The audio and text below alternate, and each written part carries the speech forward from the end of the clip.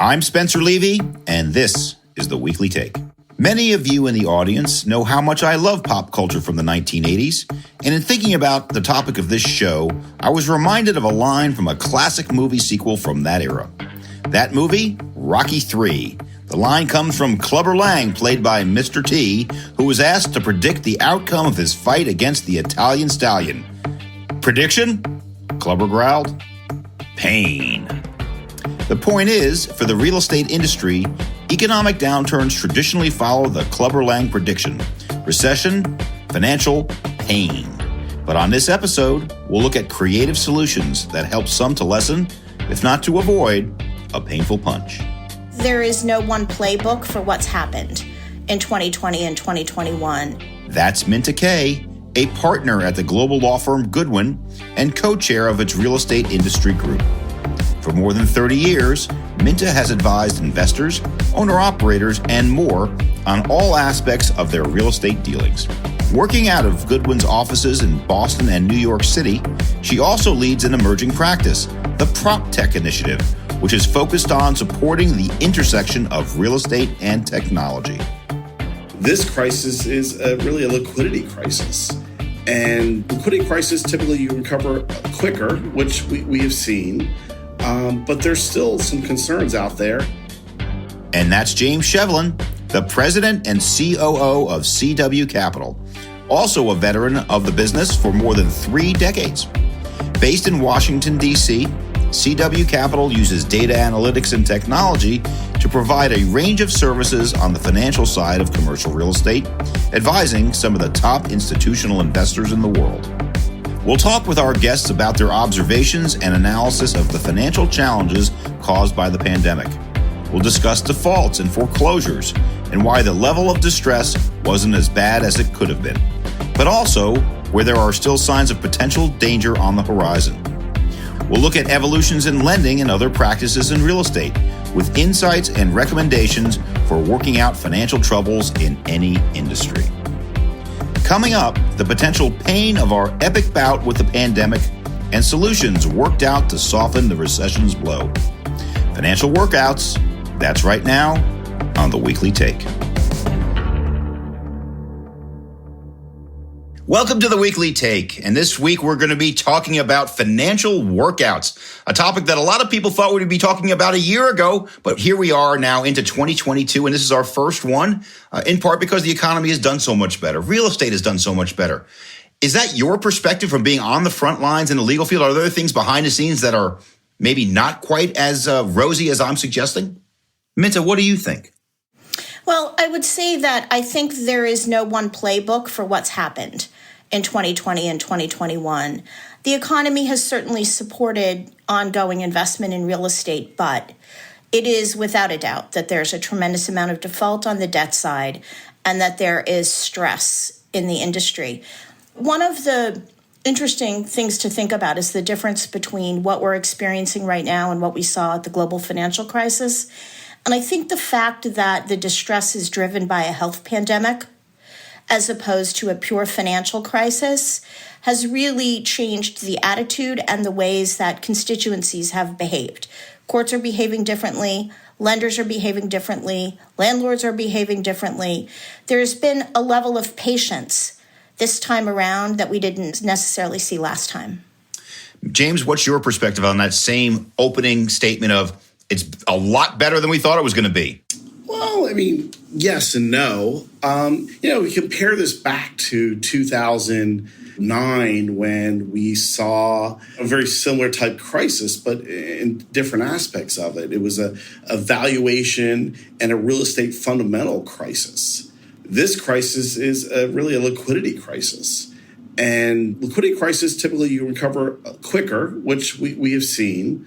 But there's still some concerns out there and probably lingering effects of COVID we will see for years to come.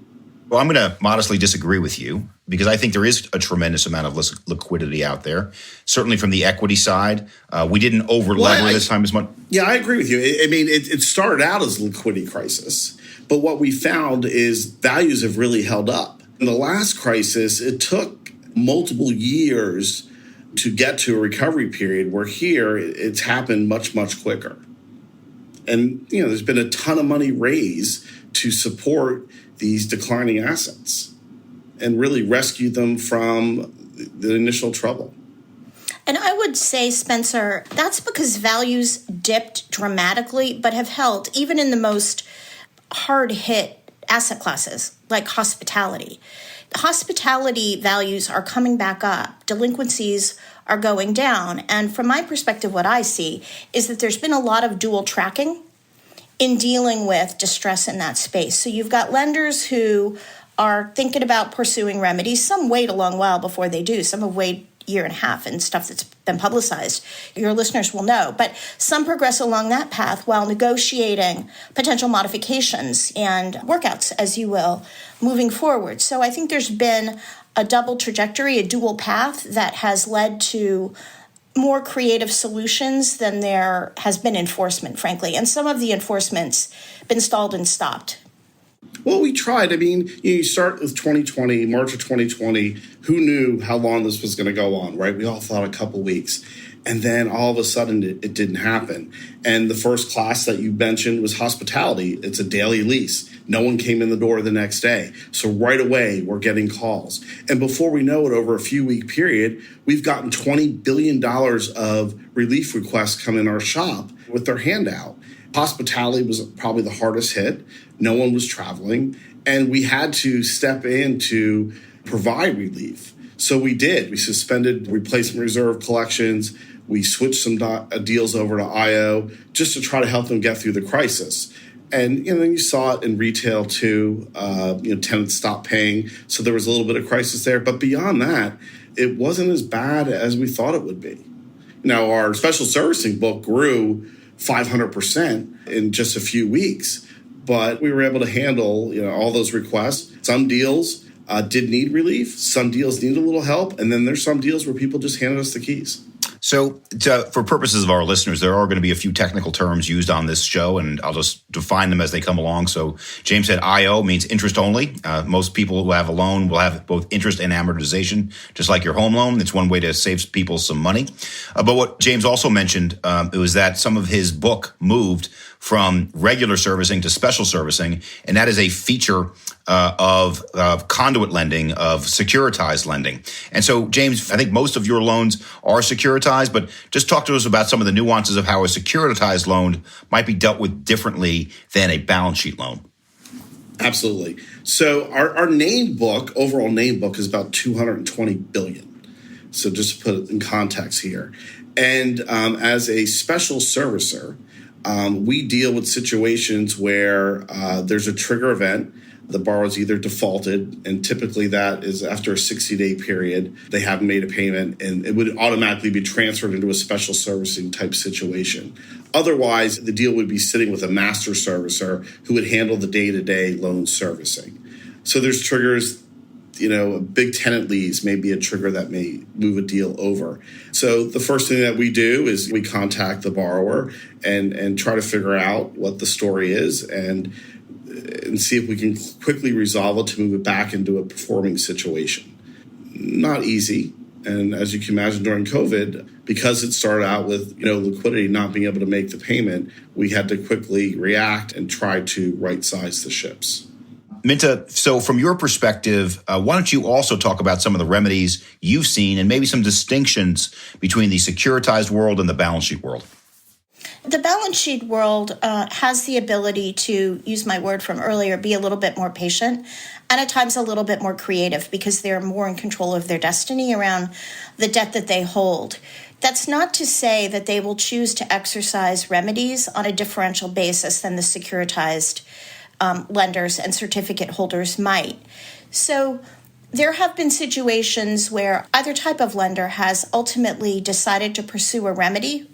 Commonly, it's been, in the time period that you mentioned, UCC foreclosures, because it's usually the junior lenders that are seeking to take over.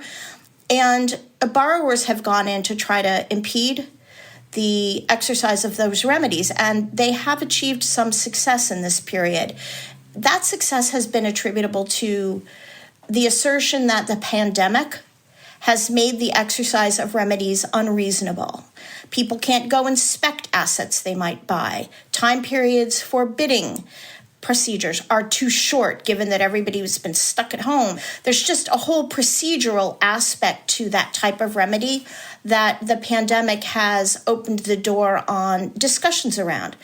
Early on, the lenders were quite receptive. There were numerous foreclosures that were stayed, at least temporarily, on the basis of the need for pandemic relief. That's changed now that we're living in circumstances as we are, for quite such an extended period of time. Let's go back now just to, again, some of the technical terms we use, a UCC foreclosure. Essentially, the way that it works, correct me if I'm wrong, Minta, is that you have the senior lender that will typically go up to, say, 50, 60% of the capital stack. And then below that, you'll have different forms of junior lenders, mezzanine lenders, or other forms of lenders. Those are the ones that would, A, have these UCC filings, and B, those are the ones that actually, James, you specialize in, particularly when you get all the way down in the stack to what's known as the B piece. Is that correct, Minta? And then I'll go into James. That's absolutely correct. They're the ones that are more at risk, obviously, because the senior lenders have secured mortgages.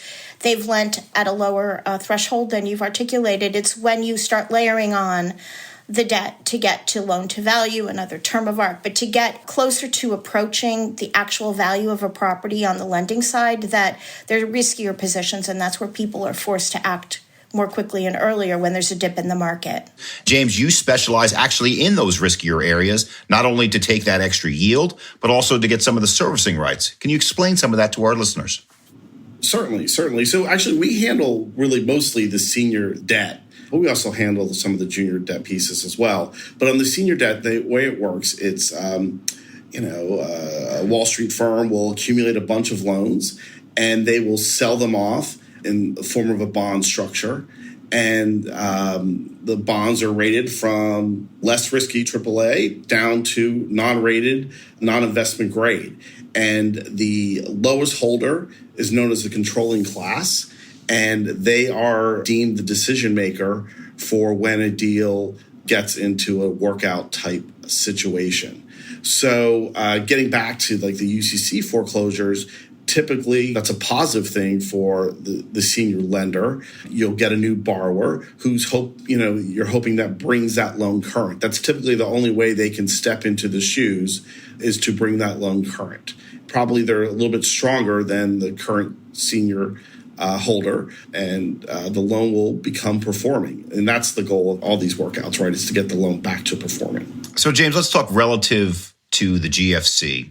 When we saw the amount of loans that were moved to special servicing go up to significant numbers, just give us a sense of comparison. How many loans were troubled then in the GFC versus today, and why there might be a difference? At the start of it, 2019 into 20, very, very few defaults, pretty much selling off what we call like the legacy book, which were deals that were originated in 2005 through 9. People were accumulating what they call the 2.0 book, which were deals started originated in 2011 and 12. Very few of those deals were in a workout type situation. And then all of a sudden, overnight, just exploded to having to deal with all these requests and deals moved into servicing. Now that has declined to where we are today, almost 2 years later. We're able to dispose of some of the deals, but still it's a fairly healthy book from where we were. It just takes a long time, as Minta will probably back me up on this, to go to a borrower and say, okay, what do you want to do? And back and forth trying to make a decision to the point of maybe putting in a receiver who, watches over not just the borrower's interest, but also the lender's interest. And then getting to the point of making it REO, real estate owned, via foreclosure. It's not that quick. And we touched a little bit upon earlier, there were certain moratoriums out there in Oregon that we couldn't do anything. We couldn't enact any remedies. And there's certain states that are quite difficult, even in non-pandemic times, to take control. Not every state is Texas, where you can just go in and fairly quickly get control of that asset. But also there's that wild card at sort of the end of the line, so to speak, the bankruptcy judges. And the bankruptcy judges, notwithstanding what the documents say, have great flexibility in what they can and cannot do to help your borrower. So Minta, let's assume that some of our listeners are borrowers that have troubled assets and they're maybe just squeaking by on payments and not sure what to do. How do you advise borrowers in that situation?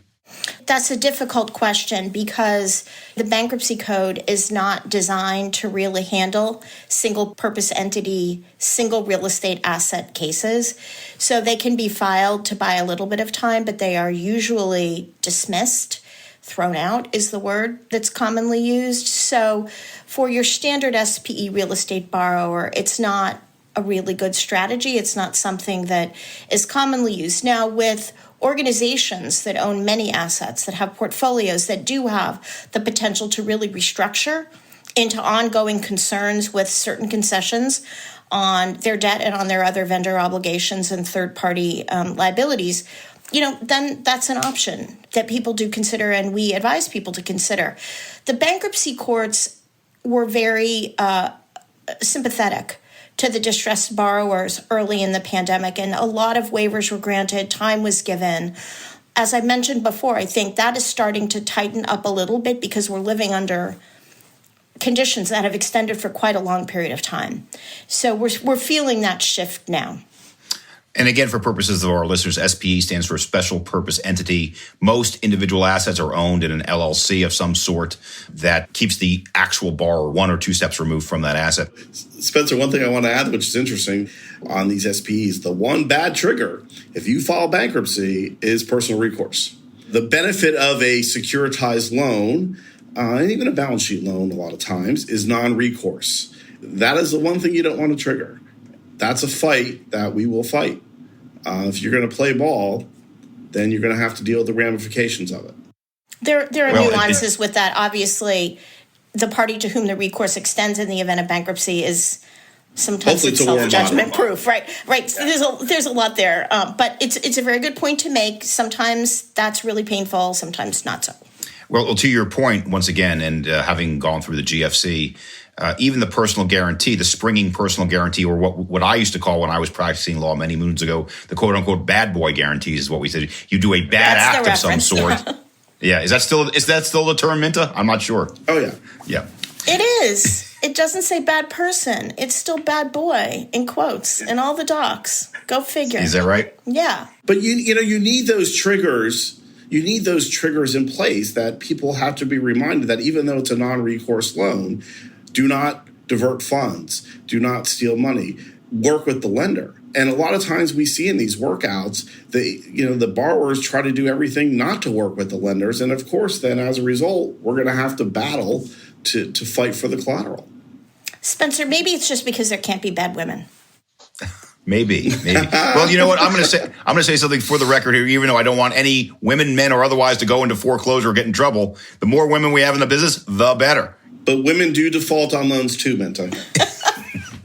So on the topic of personal guarantees, even there, Minta, correct me if I'm wrong, the bankruptcy judges or other judges have some flexibility there. Say if you had clean hands, right? I guess clean hands could mean a lot of things. If the pandemic took you down, not because you were a bad operator, the judge might be more sympathetic. Would you agree with that, Minta? I would agree with that. And we've seen that play itself out. Although, as I mentioned, that flexibility and that sympathy is starting to fade a little bit as we wear under the ongoing impact of the pandemic. The business world and the real estate world just can't stop for such an extended period of time. So the constituencies who have a real role in deciding how it operates are moving much more quickly now. Sure. Well, now, as all of us have been in this business for a while, I vaguely remember the RTC days in the early 1990s, as I'm sure you do as well. RTC stood for the Resolution Trust Corporation. It was a government-formed entity when we had the demise of the S&L, savings and loan industry, in the early 1990s due to some overlending and maybe a little bit self-dealing. The banks basically took the S&Ls, took the bank's assets back, and then sold them for a song to many of the large real estate companies that exist today. And that changed materially over time, where people did their best not to take them back, not to sell them for a song. And I guess my question, I'll start with you, James. Are we a better place today or in the RTC clear the books and move forward period? I was an employee of the RTC for 4 years and lived through it, all the chaos, worked in the Inspector General's office. So we're dealing with some political issues. There was no structure in the loans back then. I think that was probably the one common theme. And today, structure is much, much better. I think leverage is better, but there's still concerns out there. And we have to always remind ourselves as we go through things like a crisis, step back, do we have triggers in place, or does the loan make sense? Is the coverage adequate? Even today, we're sitting here today and we talk about, hospitality, it's recovered and everything. I looked at our book and 49% of our hospitality assets have debt coverage today below 1.0. So even though they're performing and someone's writing that check every month to make the loan payment, there's going to be a time where at maturity or even further down the road, if we go through, God forbid, another crisis, that they could potentially default again. Or how do they refinance out? If your coverage is that low, that means someone has to write a check to bring the leverage down. And will that happen? Well, one of the things for folks that are considering different forms of real estate, hospitality, which is a great form of real estate, is a operating business. And if you have no tenants coming in or occupants coming in, you still got to put the money into the furnace, as some people have said. It eats every month, unlike some other forms of real estate. It's so different. And, I get a lot of questions about why hasn't office defaulted yet? No one's in the office. Why aren't we seeing it? And the big difference is it's a daily short-term lease versus a longer-term lease. And depending upon when that office lease matures, that's when you have to deal with the issue. We're really not seeing it in CBD office right now, the defaults in office. Will it happen at some point? Maybe. The bigger concern is probably more suburban office, as there's flight to quality now. That's the first thing we should look for and see how suburban office performs. But our office book, our delinquency rate on the performing deals right now is 0.33%. There's virtually no... Can I just emphasize that point? I'm turning right to you, Minta, right now, but I just want to double down on that point for a second. 0.33% of one of the biggest special servicers in the business book on office is in default. That's how office has been resilient during the crisis, though I think we'll all agree that may come to an end. Minta, what's your point of view?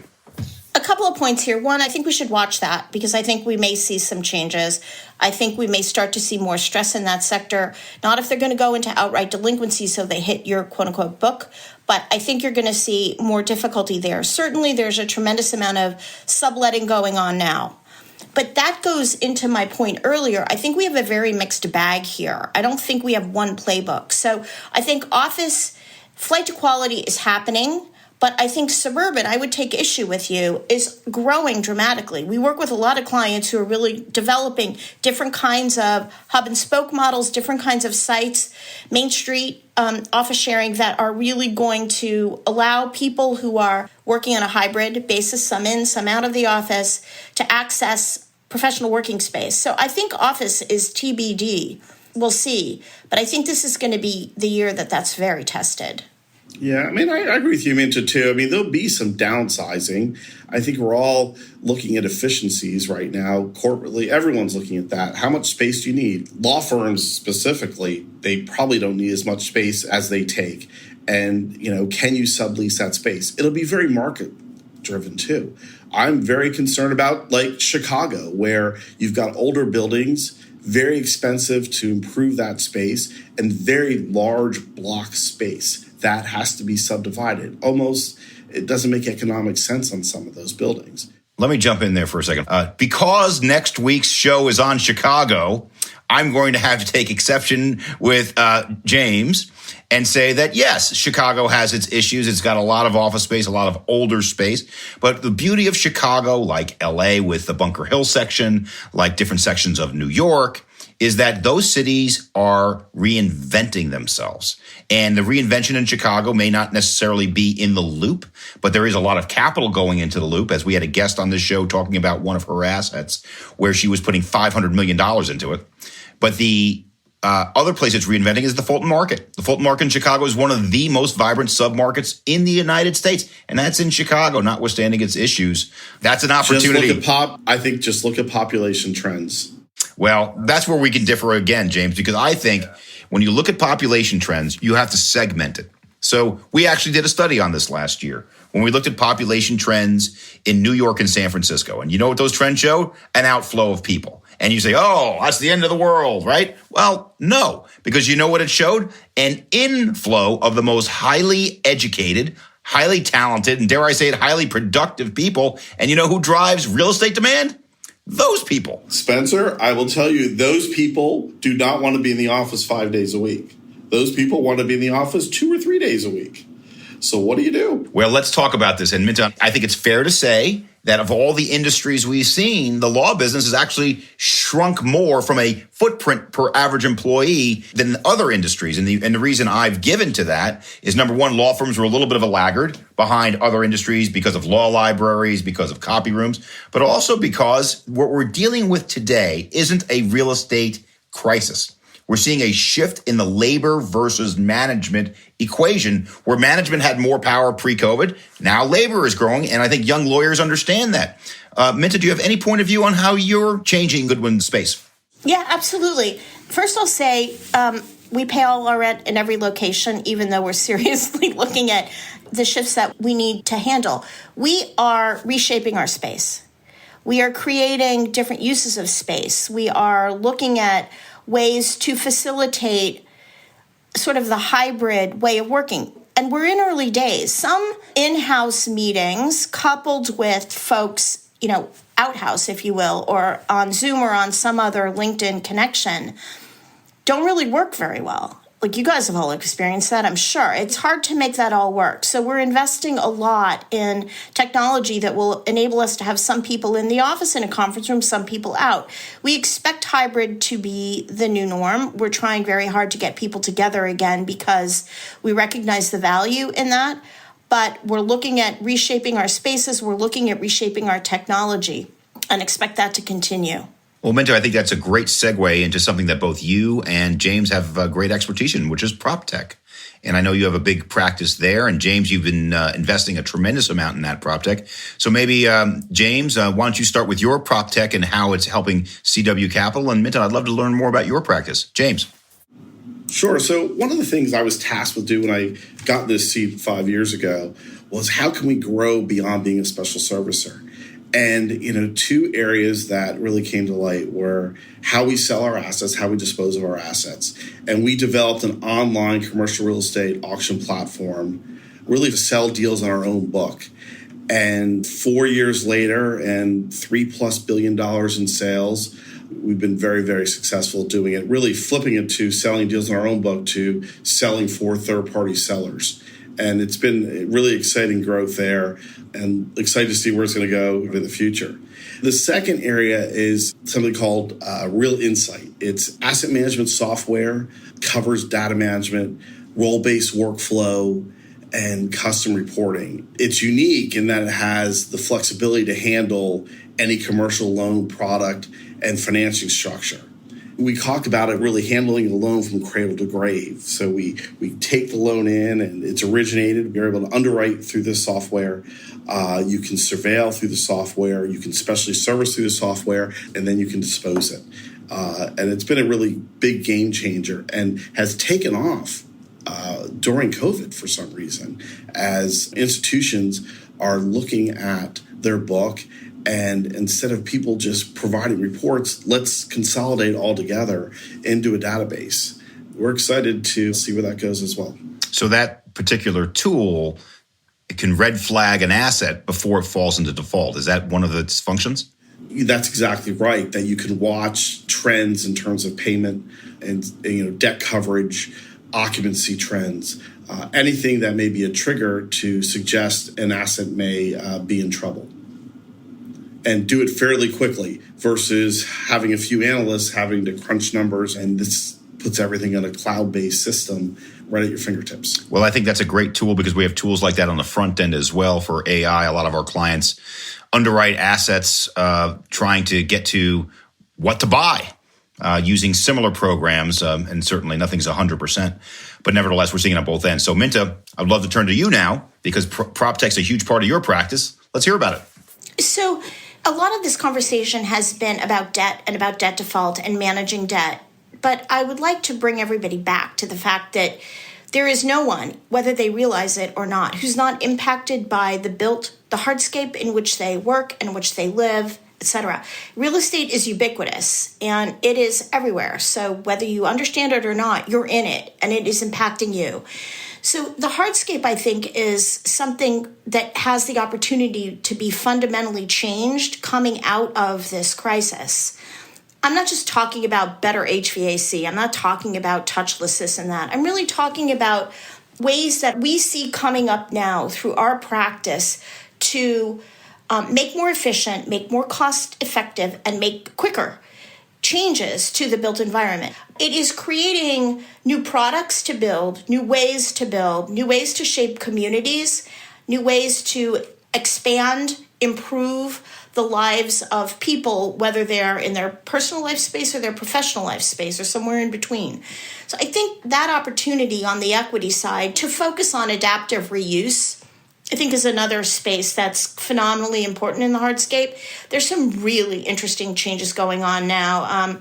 Some of the more mundane are office conversions to apartments, and that's happening across the country. Some of the more interesting are old antique mills and factories converting into community hubs with event space, restaurants, and all that other stuff. There are old retail spaces that are converting into medical facilities. There's a lot of that going on, and I think it's very important during this time for the real estate community to be thinking about that and to be exploring opportunities. To tie back to this topic, lenders are open-minded. Equity investors are open-minded around this stuff. I'm not saying they're jumping in the deep end, but people are beginning to think about this much more seriously. And even the CMBS lenders are starting to learn how to underwrite some of these different kinds of uses and different kinds of revenue streams. I mean, I would agree with you. I mean, I think adaptive reuse is definitely a strong trend, but I think sometimes it's like a little bit more talk than action right now. And that's really tied to volatile material costs and labor costs. And then there's also zoning, that who knows what you can do with this stuff, right? That's probably more your area. But a huge amount of money has been raised for the purpose of chasing these deals. But I don't know if there's enough deals yet out there that we can say it's a trend. I actually agree with both comments. We are seeing a lot of adaptive reuse, but it's really expensive. And so you don't see quite as much of it as you'd like to see. But you are seeing a changing landscape of the issues of why you would change a use. And the reason why most real estate investors want to change the use is to make more money. But there's also or maybe because it doesn't work anymore, right? So you take your Class B office and you want to convert it to multi because there's stronger demand for that than Class B office. You can't compete with Class A office. There could be older hotels, which we see all the time. They convert those to multi or assisted living, senior living. That is a big trend that we are seeing. The full tear down and rebuild right now, it's expensive. You're not seeing much new construction. Okay. Well, I'd like to get some final thoughts from both of you. Let's start with you, Minta. Why don't we take out your crystal ball, maybe 3-4 years from now, looking back? How do you see the real estate landscape evolving with a particular focus on how the workout environment is going to shake out? I think we're going to go through a period of workouts now. I think we'll come out of it. 4 years down the road, there may be another one triggered by something that I don't have in my crystal ball. But I think that the real estate industry is cyclical and it is very, very nimble and adaptive. I am very confident and I believe highly that innovation is going to drive a lot of how the hardscape is shaped and how the community invests and chooses to place its money going forward. I don't think we're any more old bricks and mortar, and that's it. I think we've hit a tipping point, and that's only going to accelerate over the next few years. So, James, how do you see the workout environment shaking out? And how do you otherwise see the real estate space changing? With our declining delinquencies, the real estate market's going to be strong. It's resilient. I think technology will come into play. More and more things will be developed and a more efficient and transparent industry. will be as a result. So it'll be good.